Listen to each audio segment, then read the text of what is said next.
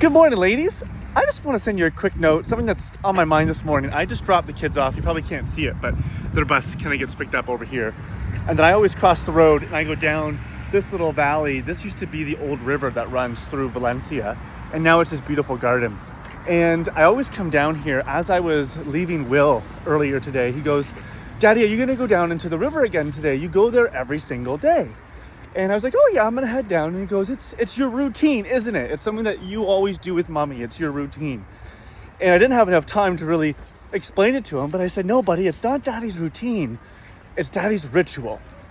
And I want to share with you, this is what's on my mind right now. I thought I would share it with you just based on our time together on Friday and this conversation around truth walking, right?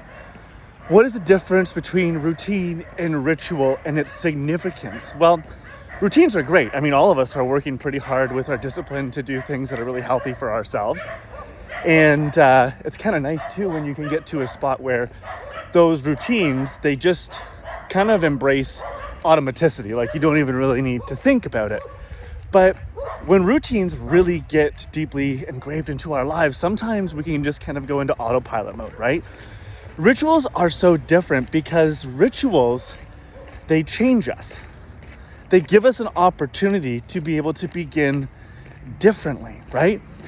And everything in a ritual, I mean, it doesn't really matter what the actual practice is. What matters is that we bring deep intention and high levels of noticing, that we bring fresh eyes into the thing that we might do every single day. But it's the presence of these fresh eyes that allows us to be able to begin differently. It gives us like an upward activation in our days. And I deeply believe, and if you look at the research around this, ritual really allows us to optimize our physiology and to be able to just show up so differently, something that is so important to the things that we do.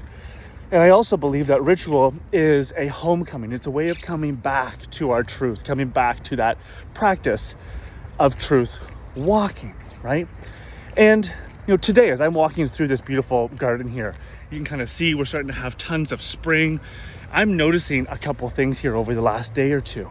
Something that I always pay really close attention to. What's evolving, what's changing in this walk that I have. High levels of noticing that now all of a sudden we're starting to see some beautiful, let me show you here, some remarkable blossoms of some of these flowers. Like just absolutely beautiful. And the parrots have come back over the last week or so here from Africa. I can hear them playing a lot more. And the real noticeable thing for me, I've noticed, even today in the early parts of the morning as I walk here, there's significantly more people out. And hey, don't get me wrong, we're so lucky to live in a spot where we can be outdoors all year round. But you can tell that the spring being here and the real shift of seasons, the behavior of those in our community are starting to follow suit.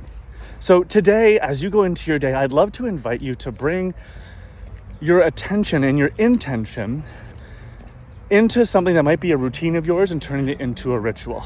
Find an opportunity to take the ordinary and make it extraordinary by bringing high levels of noticing and fresh eyes into what you're doing. I love you all. Have a wonderful day.